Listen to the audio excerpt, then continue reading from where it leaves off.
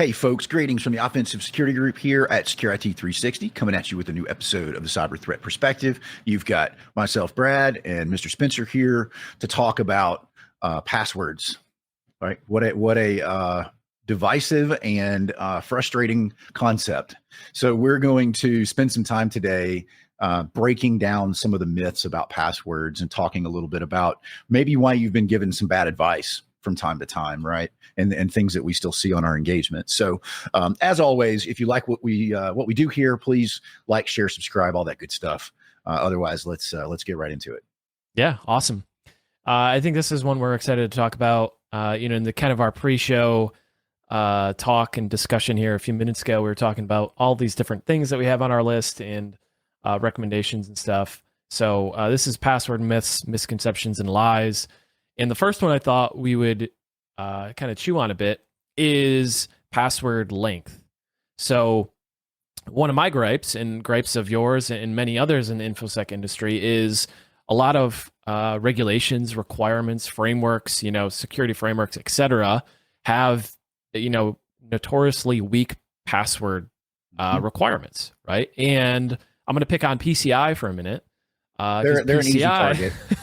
They're an easy target for a number of reasons, not just the password requirements that they have, but for a long time, their minimum password requirement was 7 characters, and it's all the way up until I think PCI 3.2, and now with PCI version 4, they're increasing it to 12, which is still debatable, but thoughts, Brad, on obviously 7 is way too short. How do you feel about 12, and what your thoughts initially on kind of 12 characters, 7 characters, that whole password minimum length thing? It hurts my feelings, right? So first of all, we can crack a 7-character password of any level of complexity with a Texas Instrument from 1982, like a calculator. Exactly. It is so trivial for us to do. I'm pretty sure, like just being straight up, I'm pretty sure it would take us less than an hour to crack any combination, right? Even with things like spaces and other dashes and special characters that you would think would create a 7 just doesn't cut it, right? And I think this illustrates, at least in my opinion, it is a perfect illustration of why we can't rely on regulatory guidance for security measures. Is, there is a process that they have to go, and I'm not even blaming PCI. It's not their fault necessarily, so much as, anytime they want to make a change to a regulatory requirement or even a regulatory recommendation, there's a process they have to go through, right? We call it bureaucracy, and it slows things down. And the speed at which our computational capability has increased has outpaced the guidance on passwords basically since 1995. And so, I don't think 7 characters is adequate. As a matter of fact, we used to have internal meetings in the financial institutions I used to work at talking about, okay, we know PCI is out of their mind. We're not going to do 7 characters. What are we going to do? Yep. And for some time it was 12 or 10 or 14 or whatever. But, this, right? We have slightly above average laptops that can crack 12-character passwords in a trivial amount of time. Mm-hmm. Yeah. And that's one of the, the myths and the misconceptions is that the password is the password complexity is part of the equation. Password length is part of the equation. Those things all tie in. But when you have such a short number of characters, it's impossible. It's literally impossible to make something strong enough to withstand those types of attacks, whether it's brute force or cracking the hash. It's just not resilient enough to modern attacks on passwords. Yeah, I agree with that. And folks should know, I think we talked about this at various points, but at this point there's enough episodes that we can assume some people watching this have not seen other episodes, right? And we don't brute force passwords anymore, right? Now, 7 characters, man, I'll brute force that. Yes, you can have a randomly generated 7-character password. It doesn't matter.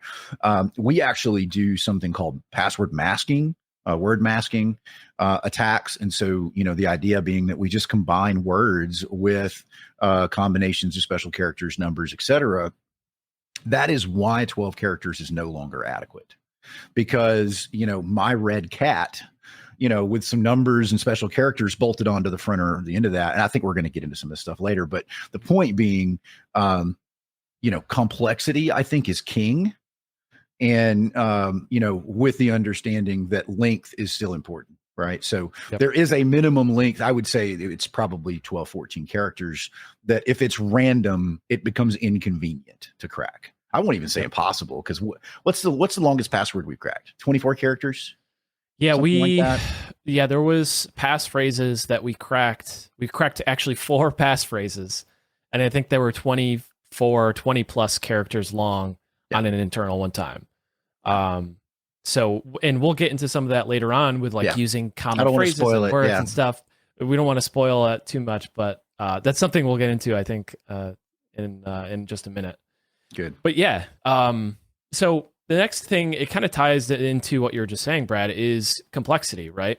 Using special characters. How many people have heard this, right? Using special characters makes your password stronger. Like, just to add an exclamation mark on the end.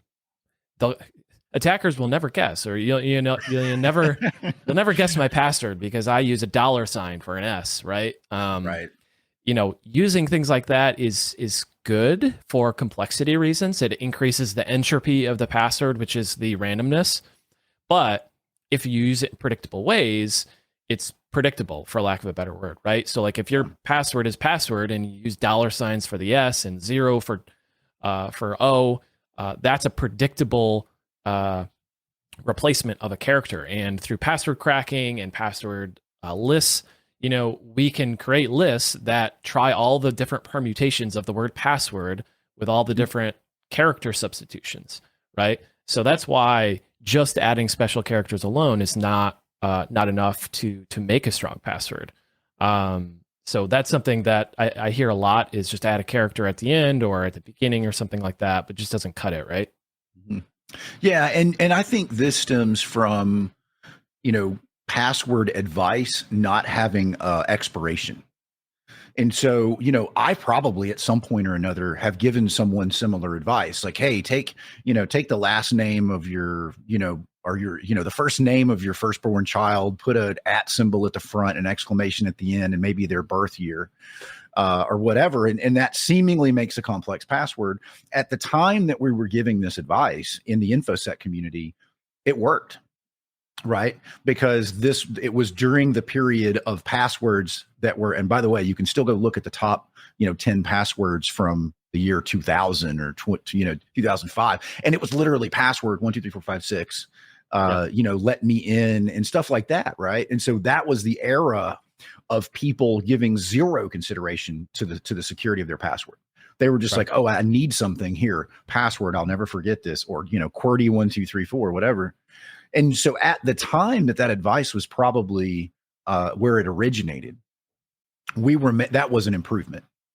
The problem is, nothing in this world stays still for very long. Yeah. And so not only have the bad guys' capabilities gotten better, but systems have become more capable, because there were times when you couldn't put special characters in password fields. They would get filtered out because people were more worried about SQL injection than they were worried about, credential stuffing. And so, it's all missing context, right? Yep. Yeah, same with password length. It's like your AS400s don't support 12 character passwords or whatever the max length is on an AS400. We know that world. We come from financial services. We know the AS400 mainframe, issues, security issues quite well. And the other issue you're speaking to too is like before a world where Have I Been Pwned exists, before a world where RockU exists, which is a password list from breach passwords, right? Big password database. Before those big passwords databases were leaked and compromised online, before all that stuff, you could get away with some of those passwords that we consider to be weak now. But gone are the days. I mean, there's billions of passwords leaked online, of actual passwords that people have used for their accounts online. You can go download them right now. Yeah. So we use them every day. Yeah. With that, you just have to do better with the passwords. And I blame, part of the reason I blame special characters, and the thing we'll get to next, and the minimum password length is, I blame Active Directory a little bit. It's my favorite thing to blame. It's my favorite scapegoat, right? Poor Active Active Directory Directory, is man. You just beat on them constantly. It's like a Active job. Directory is great. I love it. It is magically just works for the longest time. It's very stable and it really just works. But there are some inherent flaws with it, and the default password requirements for Active Directory are to blame for this too, because when you're setting up a password policy in AD, it's like, okay, do you want, what's the minimum length? Do you want complexity enabled? Yes. Do you want password history? Okay, how many passwords to remember, that kind of thing. So these default policies that we get from these systems ends up being kind of like the cultural standard for these passwords. Which brings me to my next point is, rotating passwords.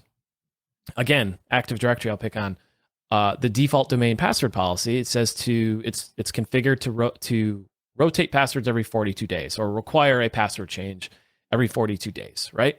But why in the world 42 days? I'm sure maybe there's some reason. Maybe I should have researched it or whatever. On the 43rd, your password becomes compromised, apparently. I have no idea. Yeah. So 42 days, it's just what it is, default domain policy. But yeah, thoughts on password rotation and like how long you should go between password changes, when you should change it, that kind of thing. I've got to tell you, man, I started in this industry 21 years ago. And so I got my MCSE in 2000, and then I upgraded my MCSE to 2000. I know, man. Long time, right? I remember migrating NT to 2000, right? So, okay. So the important thing that I want to tell you about this is the password change has prevented practically nothing. It has solved practically zero problems and created an untold number of them in this industry for as long as I have been in it. I have absolutely no idea what problem Microsoft was trying to solve when they implemented this policy. I can kind of tangentially understand like the thought process that led them to this, but I can't logic my way to this making any actual sense. Mm-hmm.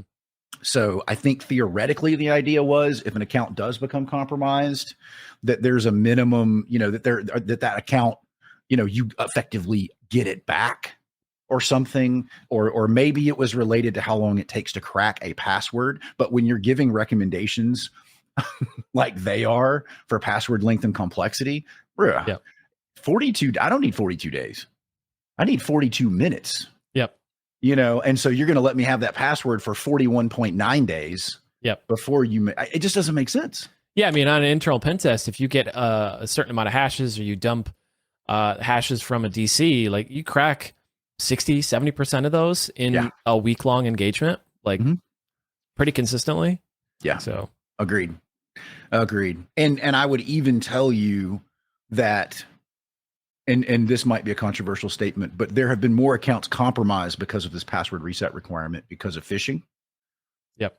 And because of people's lazy, and this is totally natural, it's not a dig on human beings, but people naturally are lazy, right? So and we're going to address this, I think, in your last bullet. So but the point is we're setting our users up for failure. We're asking them to do simple passwords and then do a different simple password next month. Yep. I don't care. And who's going to remember all the passwords that you have? I did a video a while ago, a couple of years ago, where I talked about passwords and password managers and stuff like that. And one of the things I talked about was we each have hundreds of online accounts, right? Hundreds of accounts. There's no possible way to remember a secure password for all those, right? So when you require users to remember a password and change it every month, and you expect it to be a strong password, there's just no way to feasibly cognitively remember that. Some people can, but most people, no way. No way. Mm-mm. I can't remember what I had for breakfast. You want me to remember my password from 30 days ago on this random site that I use, twice a month? This is no way, man. So what am I going to do? What's the natural thing that I'm going to do if I can't remember a ton of passwords? Yep. Yeah. And, we'll get to it in a couple bullets here, but the natural tendency that we're alluding to, and who's listening might know this, is just incrementing the password by one or adding another exclamation part on the end. So I've cracked passwords where it was it was a relatively strong password, but it was 6 exclamation marks on it. And you look at the user's date created of the account, and it was 6 years ago. And it's like, oh, okay. They're just adding exclamation mark every time they change their password. Yep. And we have these tendencies, right? That users have that they've become accustomed to, so they can easily remember those passwords. Yep. So that kind of brings us to our next point. It kind of dovetails nicely, is using the same password for all your accounts, right? I remember a skit from like a late night TV show where they go on the street, and they ask people like what their password is or whatever. And it's like, one of them was like, how many passwords do you have? And the person's like 3, and there's like, what are they? And they're just like all derivative of the same. Yeah. So using the same password for all of your accounts is obviously bad advice. Maybe for accounts you don't care about or things that aren't sensitive or things like that. But, the main gripe here is using the same password for all of your accounts is terribly bad and can lead to devastating results, right? Oh yeah, man. Yeah. Well, and I would tell you that people who are not in the IT field, okay, and I'll even take that a step further. People over the age of 35 who are not in the IT field, you can probably figure their password out for most of their accounts by looking at their Facebook page, right? Yeah. And I mean, like, it sounds kind of cute and funny, like I'm making a joke. I am not making a joke, dude. I mean, it is. Go ask your mom and your grandma and her friend what their password is, and it's going to be their grandson's name, maybe their pet's name. Who knows, right? It's going to be some random thing, and then they're going to use some variant of that across all platforms. Yep. And the problem is, it only takes one of them to get compromised. Yep. And so I want to build on that for just a second, because we use this in our penetration testing process. We see this all the time where somebody's account will get compromised on a third-party website, right? So let's say that, I'm pen testing, Acme ABC company, and a lot of their users will use their Acme ABC email address to register on third-party websites, right? Maybe it's business related, maybe it's not. Sometimes it's not, Ashley Madison. And so, we can go and we can pull those compromised passwords. Now, the defense that I always get from the client when I bring this up is they're like, yeah, none of those passwords meet our complexity requirements. And I'm like, oh, really? Yep. So you're telling me if I modify these slightly and I mutate them just a little bit, I won't get logins into half of these accounts, right? Yep. And the answer is, yeah, we probably will. And in fact, sometimes we do. But that is the fallacy of reusing that. Yep. And we're kind of like, I can hear the people out there that are not IT folks that are going, well, crap, man, you're telling me it's got to be 20 characters long, but you're going to crack it anyway. I shouldn't reset it. Don't use special characters. But by the way, don't reuse the same. What am I supposed to do? And we're going to get to that in a few minutes. But it sounds like we're being totally negative, and it's just like nothing's ever going to work, but it's not true. Yep. Yeah. So that's a good point. We should have mentioned, I guess maybe more upfront is like, we're going to have some advice for passwords and for implementing strong passwords and things like that. And we'll have more stuff coming out in the future around that, because it is such a big issue, right? On external pen tests, on internal pen tests, on web app pen tests, you name it, anywhere you go for any kind of use or business use or anything you really do, most of the time there's some sort of authentication to that system, right? Or that application, right? Passwords are kind of ubiquitous with our world now, right? You have passwords for everything. And so making sure that you use strong passwords and know how to, create strong passwords, what's a weak password, and kind of identify those things is important. And like Brad said, we're going to have more coming out in the future related to that. We'll talk about that more at the end of, what makes a strong password? What's our general advice when we have like a weak password finding on a pen test and things like that. Yeah. And like all good pen testing groups, we're going to point our finger at, PCI and Microsoft and tell them why they're wrong. Yep, exactly. So the next one is something we've kind of touched in each one of these so far, but it's, using commonly known things, and you just alluded to it, is using common or easily guessable things or things related to you personally as part of your password, right? Maybe, you're a big Cowboys fan, right? And on your Facebook page, you have Cowboys this, Cowboys that, and everything Cowboys. And you try Cowboys in like the last year they won the Super Bowl, ! Right? Something like that. Somebody's changing their password right now. I can hear the keyboard clicks. Right? But yeah, like using birthday, dogs names, pet names, things like that. And then you also wanted to talk about something else I'll let you get to. But yeah, Yeah. using things that can easily be determined or guessed about you is also a bad idea when crafting passwords. It is, and so we ran into this, pretty regularly in the financial institution, not only in the financial industry. Not only should you not use things that are commonly associated to you, but let's talk about why. Right? There's two reasons that I have for you why that's a bad idea. Actually, you know what? I'm going to make it three. So the very first reason is that these tend to be easily guessable words, right? If there is a word in your password that is in the English dictionary or in whatever language it is that you're Yep. native to, there's a good chance that we're going to be able to guess it, right? Through password masking attacks. In addition to that, I would also like to say that just having a regular dictionary word in there is bad. Then I want to say that people who know you, that you may not want to log into your systems. Okay. I guarantee you I can guess every password my dad has, because every password he's ever used has been some variation of, this particular, word or phrase or whatever. And that probably goes for most of the people that I know personally. Mm-hmm. So you don't want people even that know you, right? And then the third reason I don't want you to do this is because it's easy to figure that stuff out, right? If you've ever heard of LexisNexis or similar type platforms, they have this information about you already stored, and it's in a database. And I would even argue that database might not be so secure. Not picking on LexisNexis or anything, but anyway, the point is this information is too easy to get and too easy to guess. So I really don't want you to do that. Now, the thing that you were talking about that I have a personal gripe with is secret questions. We fought this with every fiber of our being for exactly the same reason that I just described to you why you should not use it as a password is you should not use it as a secret question, right? It would be like, I'll give you a great example. So one of the online banking platforms that I use forced me to do secret questions, right? So I'll tell you what they were.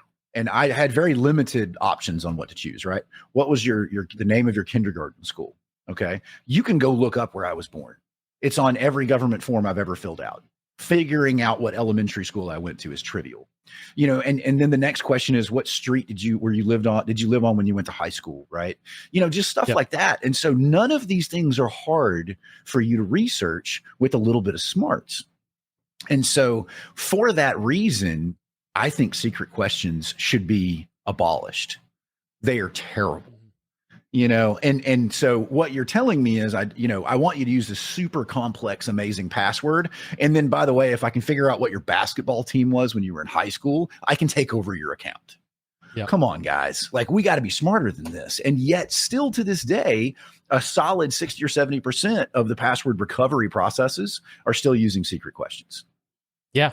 I had the same I had the same experience with a local bank of mine, credit union mine in the area. It's like, signed up with a new account. They're like, okay, you got to create your account, password, all that. And you need security questions. I'm like, okay, cool. Can I pick, what the question is? It's like, no, sorry. Like, okay. I pick I go through the drop down, right? And it's like, what year did you graduate high school or whatever? And the answer was coded so you could only put a year in, right? So you couldn't even manipulate the answer. So now you got to put in, a year value, and you have to write that down somewhere to remember that you put that in there, but not your actual year. So like, I've even seen it where they intentionally configure the system so that you can't possibly, manipulate it in such a way that you can provide like a fake answer or something like, a long string of words or whatever. So yeah, I mean, this really grinds my gears when I see this, because it goes against like multi-factor, right? What is multi-factor? Something something you have, something you are. Something you are, yeah. Something of that combination. None of that. So what we've done is we've created a scenario where it's two of the same factor, exactly, which absolutely defeats all of it, right? And so, meanwhile, and this is just the ultimate in irony to me, Discord, okay, just a place where you go play video games and chat and talk, has an excellent password reset mechanism that uses channels that are pre-configured on your profile. So I'm going to email you a link, and that link's going to come from an IP/hardware source that you've previously used Discord with. That is immeasurably more secure than, guessing, the name of my kindergarten. And by the way, how many school names are there out there?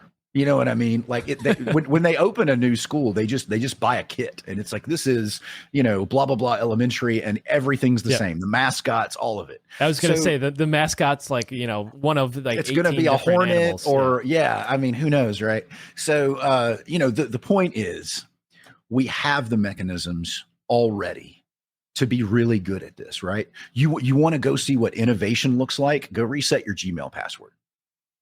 That is innovation, right? Go reset your Discord password. Facebook has a more secure password reset process than 70% of the financial institutions in this country, and that just frightens me, man. Definitely. So, yeah, I mean, I think we've laid out a lot of good things here. The next one, we got two more things I think we want to talk about before we wrap this up. I'm going to jump over that next one to go to the last one first, and then we'll come back to kind of the one I have with asterisks here. But so, we were talking just a few minutes ago about, password, minimum password, or days to have your minimum password length, minimum days required for the password, or maximum. Maximum password. Yeah. I knew what you were talking about. Yeah. Butchered that. But, resetting your password after a certain amount of days, right? Yep. Built in Active Directory. It's built in a number of different applications and systems. You go to the website and you're like, hey, we noticed you haven't signed in 60 days. You got to reset your password. Like, okay, cool. Yeah. The problem with that is what we alluded to is users will, out of laziness or just convenience, just increment their password or add another character on the end, or add, another number like 123, 1234, 12345, etc.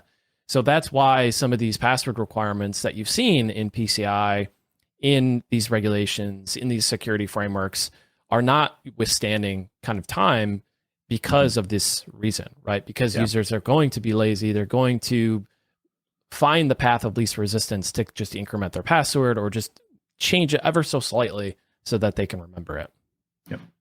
Yeah. And look, man, I'm gonna take the blame away from the user for just a minute, right? So it is our job, and I'm just broadly speaking about IT in general. It is our job in the technology sector to provide the tools for users to be secure. It is not the job of the user. And I mean, to some degree it is, right? We expect some level of intelligence and security from an end user, but we can't rely on it, right? Because, that same 90-year-old lady that you have to go over to grandma's house and help her reset her wireless router is probably using online banking. Yeah. We need to give her and everyone else the right tools to be successful. And I think this illustrates well how the contrast between placing restrictions on users, right, or forcing them to do things, and then users revolting and saying, okay, well, now my password is winter 2022 exclamation point. And that's going to meet the requirements because that's what we asked them to do. They're only doing what we asked them to do instead of using the tools that we're giving them to be secure. Yep. And that's why I don't like, people have probably heard the word or the phrase human firewall, right? I don't really like the term human firewall because it assumes too much responsibility on the users. Right? Like you were just saying, even if the password is compromised, what else do we have in place? Like there should be other things in place, just like when it comes to phishing, right?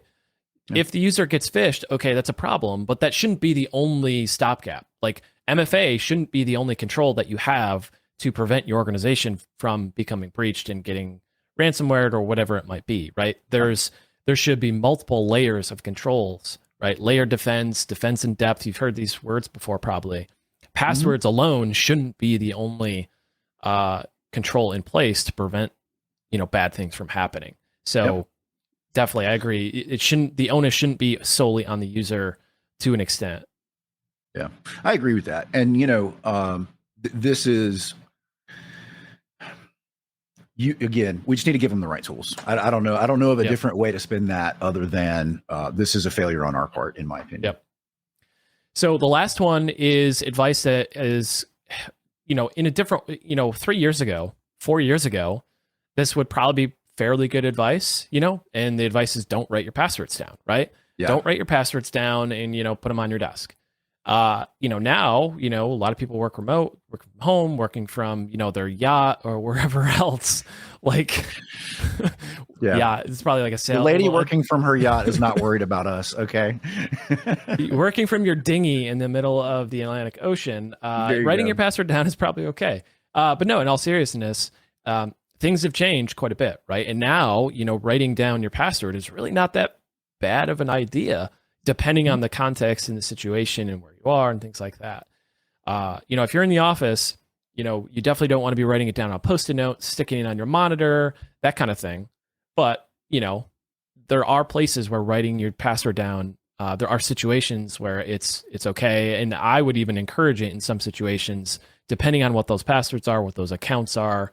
You want to talk about break glass accounts and, if you need to write things down for, your family or significant others, should you, pass away or things like that, you want to have people have the ability to get access to your accounts if they need to. Yeah. So, again, I mentioned this earlier on in this episode, and that is context is everything. The advice where we were telling people don't write your password down is because we were finding them on sticky notes under keyboards when we were doing physical assessments. Right. And so we're still not encouraging you to put it on a sticky note under your keyboard. But here's the irony of the whole thing is that's what a password manager is. Right. Is it's effectively documenting your password for you so you don't have to remember it, or you can reference it if you need it. So I would tell you that there is functionally not a huge difference between, I have this little notebook right here, between a little notebook with your passphrases in it in your purse. Right. Because that is a relatively secure storage mechanism. Somebody, generally speaking, and by the way, threats have changed, right? I'm gonna sidebar for just a second. It used to be that threats might have been the person sitting next to you logging in with your account or people physically accessing the system. The threats these days are in a different country. So the probabilities of them coming after your purse to get your field book so they can steal your passphrase, I mean, it's got to be astronomical, right? What the statistics are for that. So understand the limitations. Again, context is everything. Understand the limitations that, that does mean that your teenage, son could probably get in your purse and get your passwords. Yep. And so, but again, it moves with the threats, the recommendations and the suggestions that we give. If you don't want to use a password manager, or you can't or don't use a password manager, and you want to have strong passwords, easy, write them down, put them somewhere secure. And I think you're going to be in good shape. So, yeah, the downside is, not being able to copy and paste that 99 character password. That would kill me because, man, I've got 30 and 40 character passwords, that are all randomly generated. And so, by the way, if you've ever set up like a Roku TV, you're going to regret setting your Netflix password that's 27 characters long and randomly generated with, effectively a joystick. So, it's not all rainbows and butterflies, but so advice real quick before we wrap up. Let's talk some high level advice. Like I said, we're going to have more of this coming out in the future on, strong password recommendations and authentication as a whole, how to do it right, how to have strong authentication. But kind of at a high level, I'll take the first one is, minimum length. Ideally, in a domain environment kind of thing, you're at work, probably 12 is the lowest I would go. I would recommend 12 to 15 for a regular user account that you're using day to day. If you're, personally for me, what I would recommend if you're signing up for an account online or something like that, as long as possible, put it in a password manager. There's really no reason not to, unless, like you said, you don't want to use a password manager. You don't want to take the risk of using something like LastPass or something like that. It's understandable, but for me personally, I always recommend, as long as possible, put it in a password manager, forget about it. But for work, 12 to 15, relatively complex spaces. Spaces are huge. Spaces are huge. Try to stay away from things that are like common language type things like red dog or brown horse. Try to use things that are unnaturally put together, combining words, passphrases, that kind of thing. and try to avoid kind of leet speak type stuff. So replacing S's with dollar signs, it doesn't really add much, and it just makes it more complex and harder to remember. Agreed. Great. I think the biggest thing, and I can't really add to what you just said, right? I think you covered the bases really well. Password manager is huge, man. And look, I know LastPass is in the news right now. I use LastPass. There are always going to be, and this is one of the reasons I don't like recommending specific products very often, is because 2 months from now, LastPass may not even be a thing anymore. Who knows? Yep. But don't get so wound up in the news and everything else, because by the way, 2 years from now, if LastPass is still a thing, nobody's going to remember that happened. And so, we wouldn't be using Microsoft or anything else if we were worried about, right. As a result of a breach, I will no longer use your technology. Right. So we just wouldn't have technology. So the point that I'm getting at is you are going to be better off with a password manager than without it. There is no question in my mind, even if that password manager isn't perfect, you're still going to be better off. So that's the biggest piece of advice I can give anybody. Yep. And then at work, if you're not issuing password managers to everybody that uses your system and allowing them to copy paste into platforms, then you're setting yourself up for failure, in my opinion. Yep. Because it opens up the breadth of password complexity and length that you can use. Because if I can use a 37 character copy paste password at work, dude, I'm never typing again. Yep. And users are going to write their passwords down somewhere, right? They're going to store them somewhere. They're either going to be in your document management systems or your file shares in Word documents or Excel documents, or they can be in some sort of password vault that has some sort of security around it, right? It might not be great. Most of the corporate offerings for password vaults, by the way, these days allow you, once that employee leaves, it allows you to recover those passwords. So if they had passwords into systems that you can't get, you can recover those. It also allows you to service them through the help desk. So there are tons of great features that make having, the most secure password available a reality for you and your organization, but it comes back to setting your users up for success, in my opinion. Yep, absolutely. So, all right, folks, that's it, man. I hope you enjoyed this episode. If you did, like, subscribe, share it with a friend, and more importantly, come back and see us next Wednesday for another episode of the Cyber Threat Perspective. See you then.